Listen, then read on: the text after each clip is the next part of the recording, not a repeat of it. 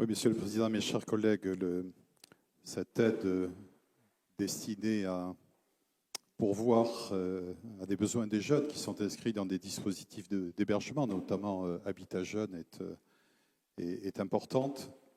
On connaît la précarité des jeunes et donc il est utile que nous nous engagions. En premier point, je voudrais m'assurer que cette aide va directement et totalement auprès des jeunes eux-mêmes et ne soit pas versée en termes de subventions d'équilibre pour des associations qui, par ailleurs, pourraient avoir évidemment des problèmes d'équilibre budgétaire, mais qui pourraient se traiter différemment de l'aide que nous accordons. Autrement dit, ma préoccupation, c'est que ce soit véritablement versé intégralement aux jeunes qui en expriment le besoin. On connaît l'utilité de ce type d'équipement, pas simplement pour accéder à un logement à prix correct, mais aussi pour avoir une vie sociale dans le cadre d'une insertion sociale et professionnelle.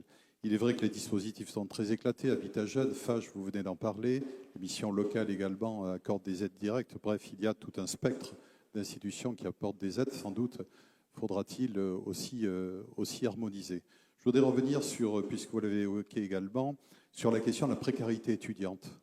Je trouve qu'il y a, on ne doit pas opposer évidemment les jeunes en insertion et qui sont dans des dispositifs d'habitat adapté, Habitat Jeunes, mais on le sait, la crise sanitaire l'a révélé encore plus fortement.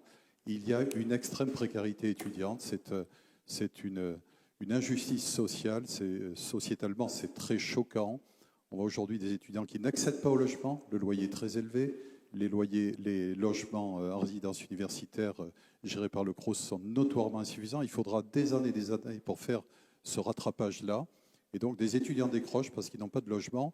Et quand bien même la question du logement serait résolue, la question de la solvabilité financière est un vrai problème. Et on connaît tous cette question.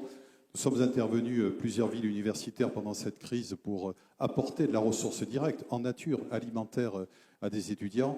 C'est un pis-aller. Je n'ai pas de solution ce matin, vous, cet après-midi, vous non plus, mais je pense qu'il y a une question fondamentale que l'on doit affronter. Nos étudiants sont trop soumis à des pressions qui les obligent souvent à travailler beaucoup et donc à rogner sur leur temps d'études pour pouvoir s'en sortir. Il y a un enjeu pour la région, pour le CROUS, pour nous, pour les villes universitaires et nous tous. Je pense qu'il faudra en faire une question centrale, en particulier dans une métropole, dont les loyers ont flambé. Les étudiants étrangers sont dans une grande souffrance et même les étudiants de nos territoires. Bref, je pense que ça mériterait peut-être un groupe de travail pour creuser des solutions transversales qui additionnent les aides que les uns et les autres pourraient apporter. J'anticipe sur le dossier suivant, mais ça a un lien.